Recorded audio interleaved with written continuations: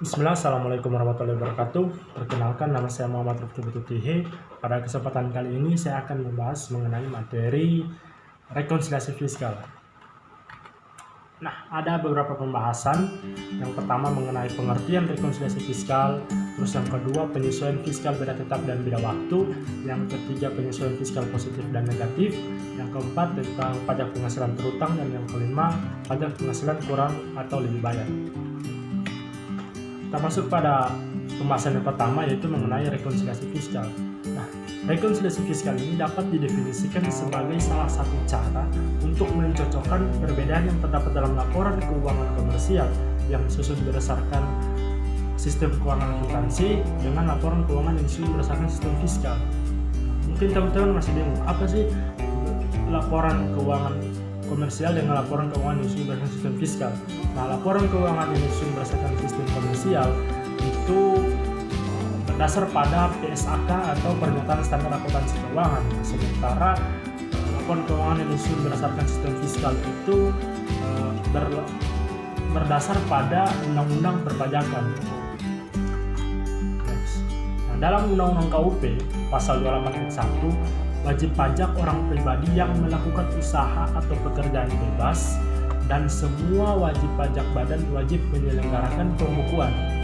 Nah, terkecuali wajib pajak orang pribadi yang melakukan usaha atau pekerjaan bebas yang diperbolehkan menghitung penghasilan neto menggunakan FTPN. Nah, FTPN itu adalah norma perhitungan penghasilan neto. Wajib pajak yang tidak melakukan pembukuan itu wajib melakukan pencatatan, tapi dengan omset kurang dari 4,8 miliar. Nah, rekonsiliasi fiskal itu dilakukan oleh wajib pajak karena terdapat perbedaan perhitungan antara laba menurut komersial dengan laba menurut perpajakan. Nah, penyebab perbedaan itu disebabkan oleh yang pertama, penghasilan yang bukan objek pajak, terus yang kedua penghasilan yang bersifat final, terus yang ketiga biaya yang tidak boleh dikurangkan menurut perpajakan gitu. Undang-undang perpajakan.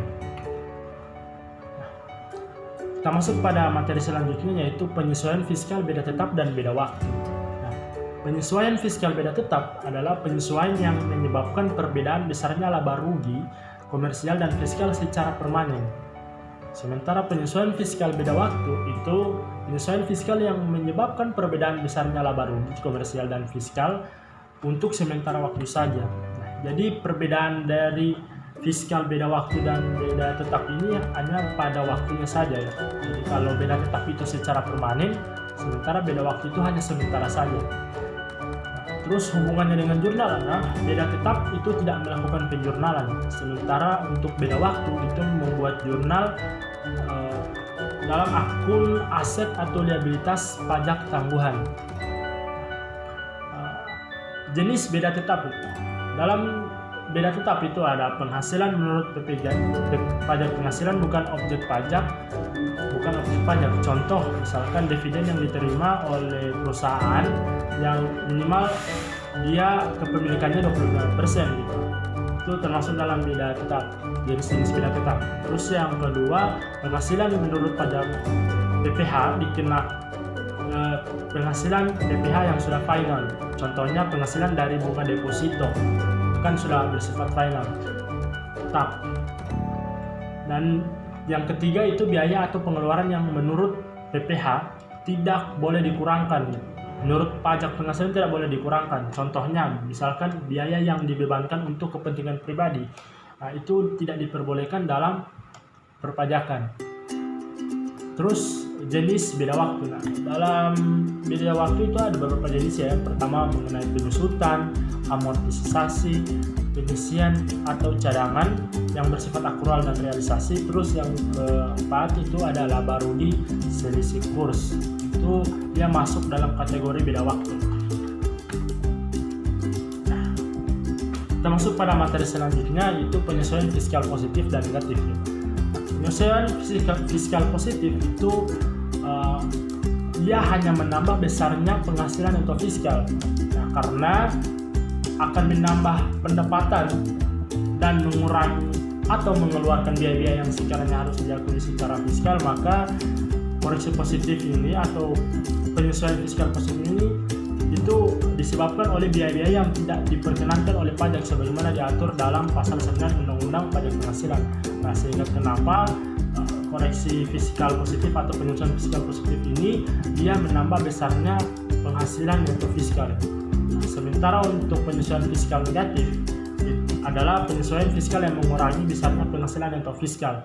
Nah, koreksi fiskal ini disebabkan oleh pendapatan komersil yang lebih tinggi daripada pendapatan fiskal dan biaya-biaya komersil yang lebih kecil daripada biaya fiskal, sehingga dia mengurangi besarnya penghasilan neto fiskal. Nah, karena dia pendapatan komersil yang lebih tinggi daripada pendapatan fiskal, sehingga dia mengurangi penghasilan neto fiskal. Nah, jadi perbedaan dari koreksi positif dan negatif itu kalau yang positif itu menambah neto fiskal, kalau untuk negatif itu malah mengurangi neto fiskal. Nah, jadi langkah-langkah untuk melakukan rekonsiliasi fiskal itu ada 4 ya. Yang pertama, kita harus mengenal lebih dulu penyesuaian fiskal yang diperlukan. Kita harus kenali dulu ini penyesuaian fiskal yang seperti apa yang akan dibutuhkan nanti, yang akan diperlukan nanti. Nah, setelah kita mengenal penyesuaian fiskal yang seperti apa, nah, yang kedua itu kita analisa elemen penyesuaian untuk menentukan pengaruhnya terhadap laba usaha kena pajak. Nah, apakah dia ini berpengaruh atau tidak? Kita harus lihat, kita harus analisa elemen penyesuaian untuk menentukan pengaruh terhadap laba usaha kena pajak. Setelah itu, yang ketiga, kita koreksi fiskal dengan memantau angka koreksi fiskal negatif atau positif. Nah, seperti yang saya jelaskan tadi bahwa yang positif itu menambah penghasilan neto fiskal, sementara yang negatif itu mengurangi. Nah, jadi di sini kita akan koreksi dan pantau apakah dia ini berpengaruh negatif atau positif. Setelah itu, yang keempat, menyusun laporan keuangan secara fiskal sebagai tampilan SPT tahunan pajak penghasilan. Next, pada materi selanjutnya yaitu pajak penghasilan terutang. Nah, menurut Undang-Undang Nomor 36 Tahun 2008 tentang pajak penghasilan, untuk menghitung pajak penghasilan tentang wajib pajak badan dengan menggunakan rumus-rumus perhitungan PPh terutang. Nah, penghasilan kena pajak itu didapatkan dari penghasilan neto fiskal dikurangi dengan kompensasi keuangan. Nah, untuk dapat mengetahui penghasilan kena pajak, maka dasar utamanya adalah menggunakan penghasilan neto komersial yang dilakukan dari rekonsiliasi fiskal untuk dapat menghitung penghasilan neto fiskal. Nah, ketika penghasilan neto fiskal sudah didapatkan, maka dia akan dikurangi dengan kompensasi kerugian sehingga mendapatkan penghasilan kena pajak. Tarif pajak penghasilan badan. Ada tarif-tarif dari pajak penghasilan badan. Nah, untuk peredaran bruto di atas 50 miliar itu mendapatkan tarif 25% ya. Sementara untuk peredaran bruto hingga 50 miliar itu tarifnya 50%. Kita masuk pada materi selanjutnya, itu pajak penghasilan kurang atau lebih bayar. Nah, jadi di sini ada beberapa alur ya untuk menentukan apakah dia ini kurang atau lebih untuk dibayar. Dari yang sudah kita bahas pertama, inilah ujung dari kita menentukan apakah dia kurang atau lebih. Nah, yang pertama kan penghasilan neto komersial. Dari penghasilan neto komersial ini kita melakukan,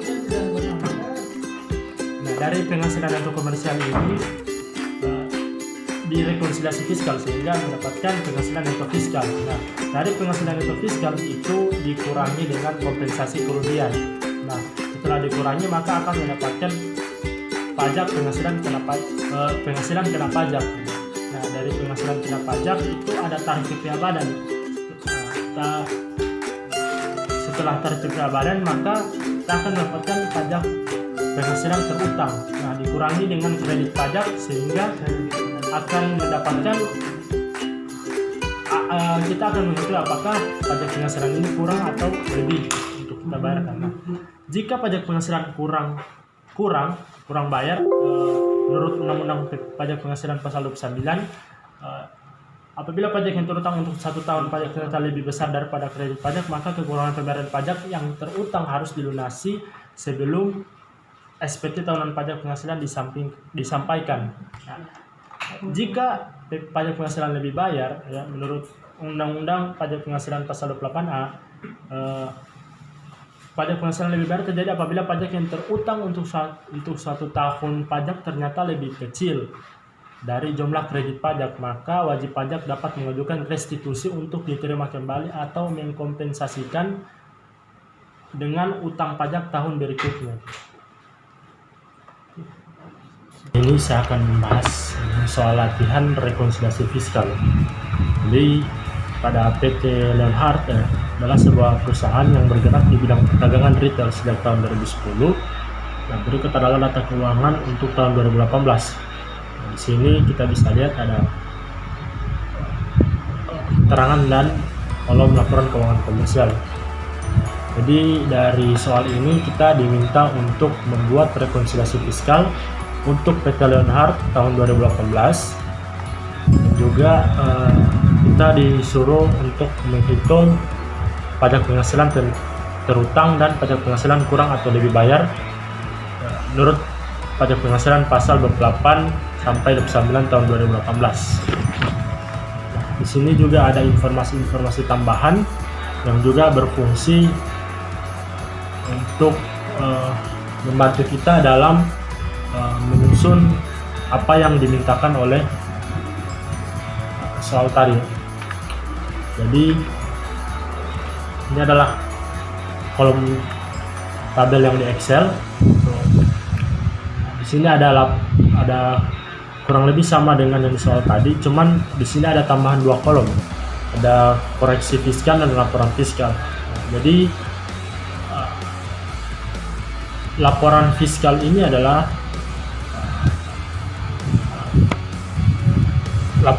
laporan keuangan komersial dikurangi dengan atau ditambah dengan koreksi fiskal. Jadi hasil dari koreksi fiskal ini hasilnya masuk pada laporan fiskal. Nah, jadi dalam soal itu kita masuk pada informasi tambahan ya. Yang pertama, di dalam pembelian barang termasuk PPN, itu di dalam pembelian barang termasuk PPN. Nah, jadi kita lihat pada kolom pembelian barang. Nah, di sini pembelian barang itu 22 miliar. Jadi dari 22 miliar itu sudah termasuk PPN. Jadi koreksi fiskalnya itu sudah termasuk PPN. Jadi di koreksi fiskal itu masuk 2 miliar. Jadi 22 miliar termasuk PPN 10%. Jadi di koreksi fiskalnya itu 2 miliar. Jadi hasil dari laporan fiskal itu menjadi 20 miliar karena sudah termasuk dalam PPN. Nah, PPN yang kita ketahui itu 10%, jadi sudah dipotong PPN, jadi hasilnya itu 20 miliar. Next, pada informasi tambahan selanjutnya, begitupun dengan penjualan. Di dalam penjualan termasuk PPN. Penjualan di sini di laporan keuangan komersial itu 44 miliar.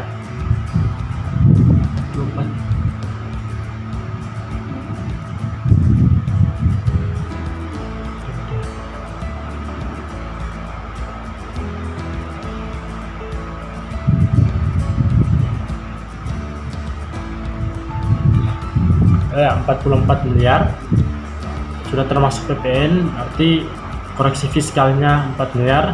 Jadi laporan fiskalnya itu 40 miliar ya, tinggal 40 miliar. Next,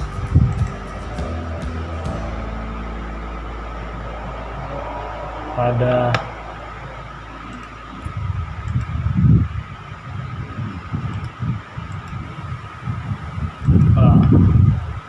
informasi tambahan yang ketiga itu dalam beban gaji dan tunjangan ada pemberian kepada karyawan dalam bentuk bahan makanan.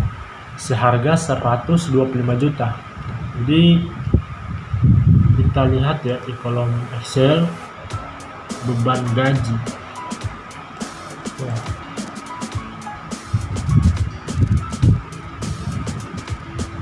Beban gaji dan tunjangan sudah termasuk beban gaji dan tunjangan pada pemberian kepada karyawan dalam bentuk bahan makanan seharga 125 juta. Jadi dalam koreksi fiskalnya itu beban gaji, beban gaji dan tunjangan itu masuk ya koreksi fiskalnya. Dari beban gaji dan tunjangan itu dalam laporan keuangan komersial itu berjumlah 1.900 juta. Di koreksi fiskalnya di informasi tambahan yang tadi itu bahwa ada 125 juta ya, beban gaji termasuk makanan dan lain sebagainya itu masuk 125 juta, sehingga dikurangi laporan fiskalnya menjadi 1.775 juta ya, dikurangi dari 125 juta tadi.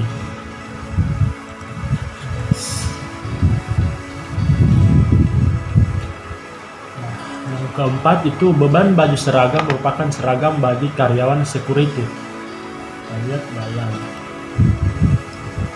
Nah, jadi karena baju seragam juga merupakan keperluan dari security, maka tidak ada koreksi fiskal karena memang itu keperluan dari security, sehingga bisa membedakan antara security dan karyawan lainnya, jadi tidak masuk dalam koreksi fiskal. Terus informasi tambahan berikutnya, uang pengganti pengobatan dibayarkan dengan sistem reimbursement atau penggantian uang. Nah,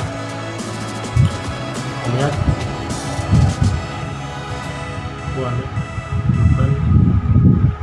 Nah, uang penggantian pengelola itu tidak ada koreksi fiskalnya dikarenakan jika penggunaan itu dalam bentuk materi atau uang itu tidak ada koreksi fiskalnya, terkecuali itu penggunaan atau tambahan atau pengurangan lainnya itu berbentuk barang, itu bisa masuk dalam koreksi fiskal. Tapi karena dia berbentuknya materi atau uang, itu tidak masuk dalam koreksi fiskal, sehingga dia tetap seperti itu ya, tidak ada koreksi sama sekali. Jadi laporan fiskalnya tetap sama dengan laporan keuangan komersial.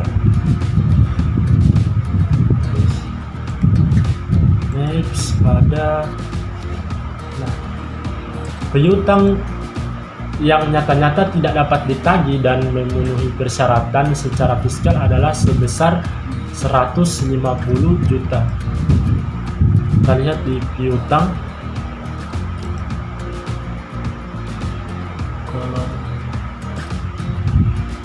Nah, sini ada cadangan kerugian piutang tak tertagih gitu.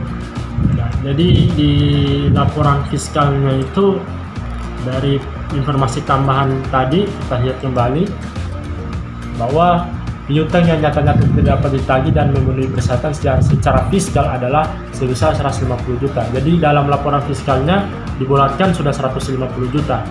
Nah, kita lihat dalam laporan keuangan komersial itu 216 juta. Nah, jadi selisih antara 216 juta dan 150 juta itu 66 juta. Jadi koreksi fiskalnya itu berjumlah 66 juta untuk koreksi fiskalnya, sehingga dalam laporan fiskal itu dia dibulatkan jadi 150 juta dari selisih antara laporan keuangan komersial dan koreksi fiskal.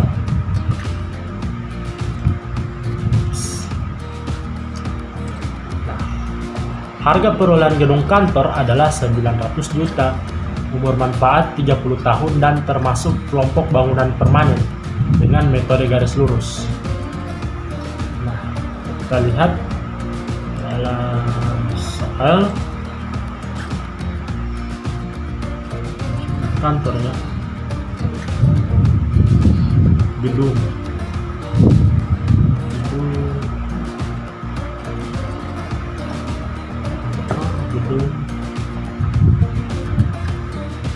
Nah, ini penyusutan kantor itu, lihat ya. Lihat kembali informasi tambahannya bahwa nah, harga perolehan gedung kantor adalah 900 juta ya, umur manfaat 30 tahun dan termasuk kelompok bangunan permanen garis lurus. Nah, dalam peraturan fiskal bahwa kelompok bangunan permanen itu itu umur manfaatnya itu 20 tahun ya, tapi di laporan keuangan komersial itu 30 tahun. Jadi laporan fiskalnya itu 900 juta dibahagi 20 tahun, maka itu akan mendapatkan hasil 45 juta. Nah, di laporan keuangan komersial itu 30 juta, jadi koreksi fiskalnya itu 15 juta. Ya.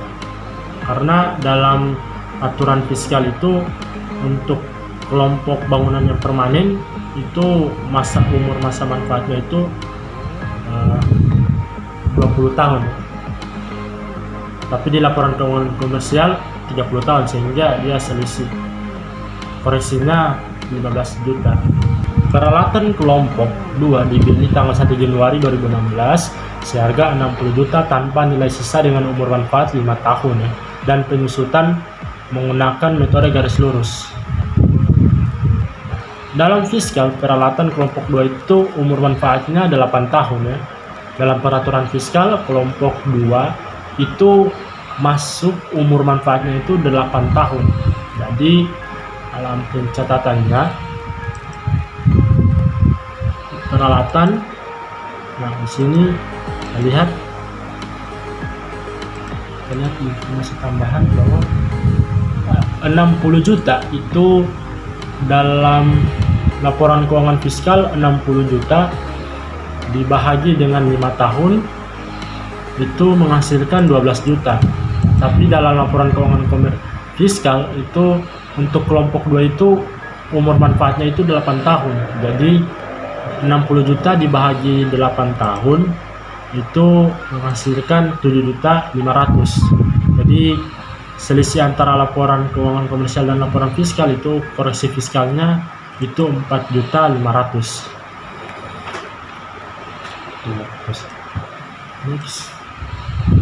Nah, kendaraan dan inventaris masing-masing dibeli dengan harga 120 juta dan 40 juta. Pada tanggal 1 Januari 2016, masa manfaat kedua aset tersebut sama, yaitu 8 tahun dengan metode garis lurus. Sedangkan untuk kepentingan fiskal itu dilaporkan dengan ketentuan kendaraan termasuk kelompok 2 dan inventaris termasuk kelompok 1. Nah, untuk inventaris masuk kelompok 1. Jadi menurut fiskal dalam kelompok 1 itu masa manfaatnya 4 tahun. Nah, jadi dalam laporan keuangan komersial itu antara kendaraan dan inventaris sama-sama dihitung masa manfaatnya 8 tahun ya. Sementara dalam laporan keuangan fiskal atau dalam fiskal itu diatur bahwa kelompok 1 itu masa manfaatnya 4 tahun. Kelompok 2 yang masa manfaatnya 8 tahun. Jadi karena di sini dijelaskan bahwa kendaraan itu masuk kelompok 2 dan inventaris masuk kelompok 1, maka dalam laporan keuangan fiskal itu terjadi perbedaan. Kendaraan itu 8 tahun masa manfaatnya, sedangkan inventaris itu 1 tahun masa manfaatnya. Sehingga dalam pencatatannya itu kendaraan itu tidak ada koreksi fiskal ya, karena memang sama antara laporan keuangan komersial dan fiskal. Tapi yang menjadi perbedaannya itu di inventaris, karena dalam laporan keuangan fiskal itu inventaris masuk dalam kelompok 1 yang masa manfaatnya 4 tahun. Jadi 120 juta dibahagi 4 tahun itu 120. Untuk inventaris itu 40 juta dibagi dengan 4 tahun itu sejumlah 10 juta ya. 10 juta. Jadi dalam laporan keuangan komersial itu 5 juta, tapi dalam laporan keuangan fiskal itu 10 juta. Jadi koreksi fiskalnya itu berjumlah 5 juta.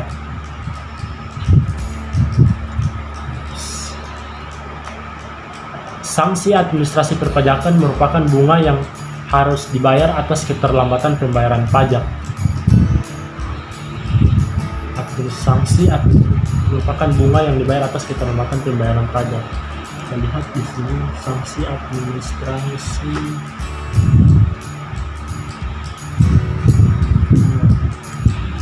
Nah, jadi karena di sini ada sanksi keterlambatan pajak, kita lihat kembali informasi tambahannya. Sanksi administrasi perpajakan merupakan bunga yang dibayar atas keterlambatan pembayaran pajak. Karena dia bentuknya berupa sanksi, jadi beban sanksi administrasi itu dalam laporan keuangan komersial 9.600.000, terus koreksi fiskalnya 9.600.000, maka dalam laporan keuangan fiskal itu habis ya, 0. Jadi tidak ada lagi sisanya karena sudah dipotong dengan sanksi administrasi. Nah, untuk beban kendaraan merupakan beban BBM dan perawatan untuk sedan milik perusahaan. Nah, dalam aturan fiskal itu beban yang boleh dikeluarkan itu hanya 50% ya, 50%. Jadi dalam pencatatannya apa tadi?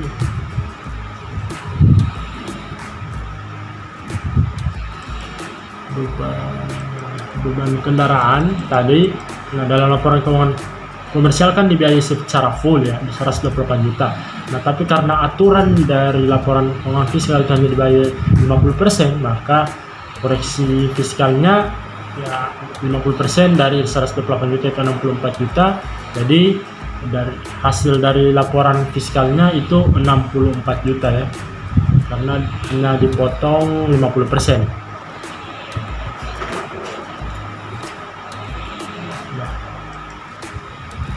Jadi untuk saya adalah next, biaya entertainment yang tidak ada daftar nominatifnya sebesar 12 juta ya. Yang tidak ada daftar nominatifnya sebesar 12 juta. Biaya entertainment, beban entertainment.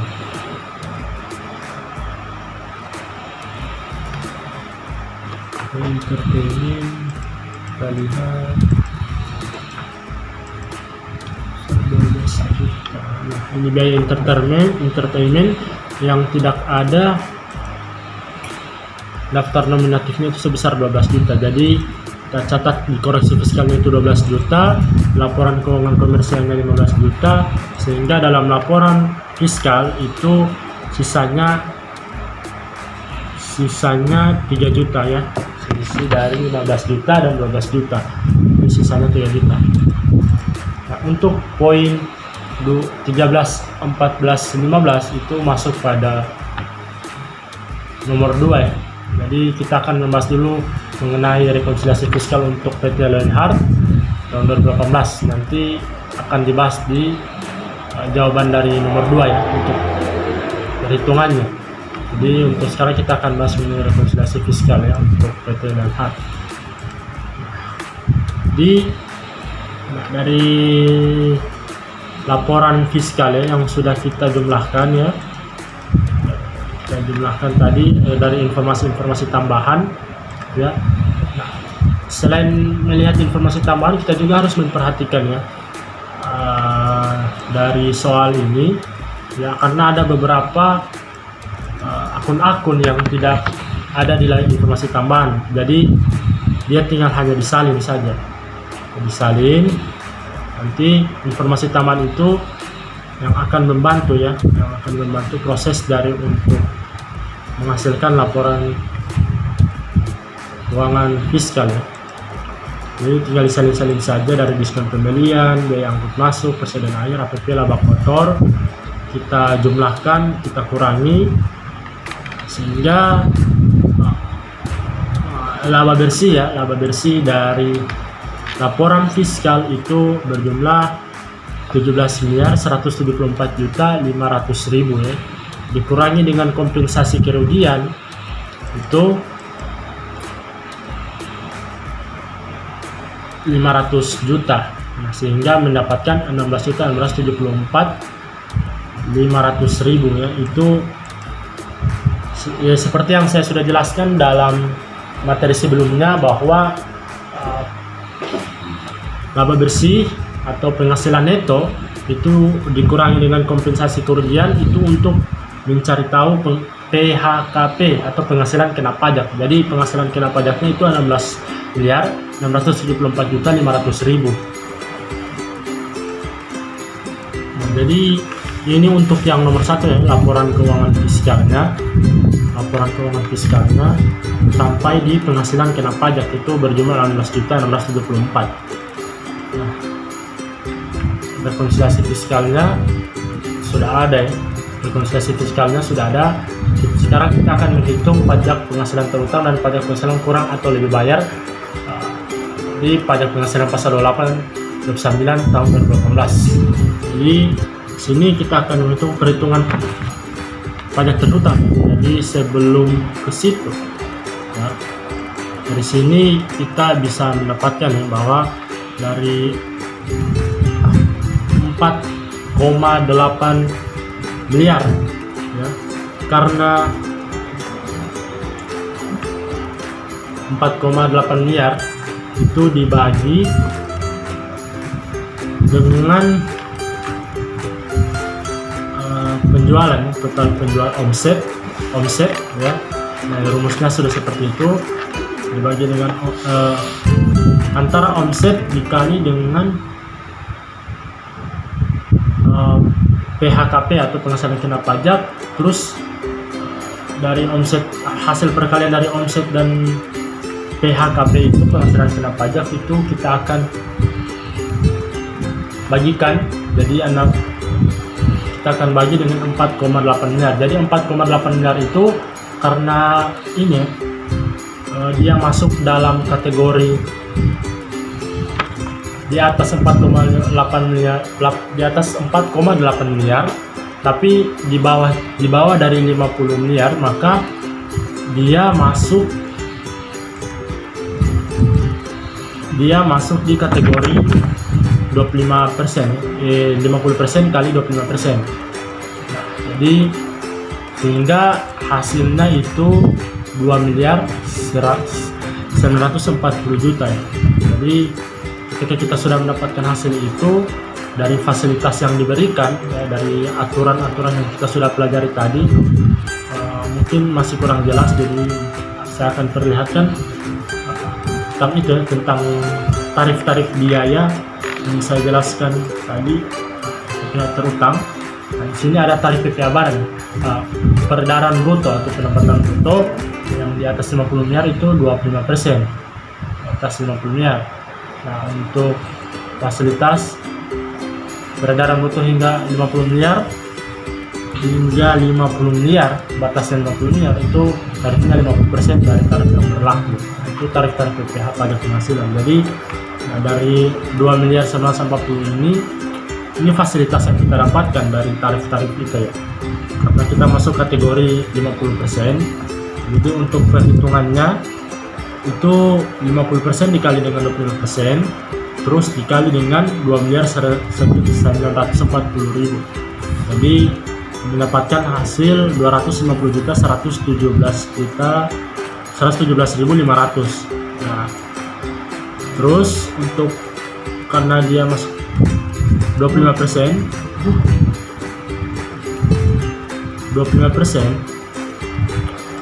ya, itu dikali dengan hasil pengurangan dari PHKP dengan fasilitas yang diberikan, itu mendapatkan hasil 3.668.390.000. sehingga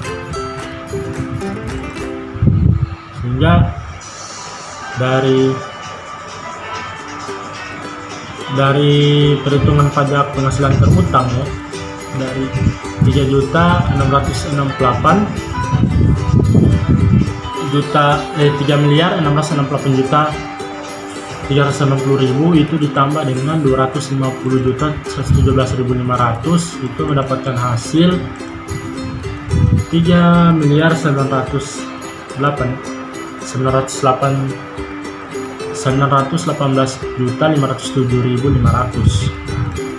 Jadi penghasilan pajak penghasilan terutangnya itu 3.918.507.500.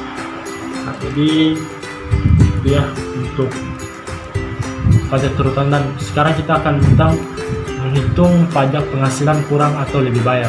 Jadi ini akan menghitung ya, dari 3 miliar ini kita akan kurangi dengan PPh pasal 22, 23, dan 25. Jadi pasal 22, 23, 25 itu total kredit pajaknya jadi 3 miliar 100 juta. Dari 3 miliar 100 juta ini akan kita kurangi dengan hasil dari pajak penghasilan terutang.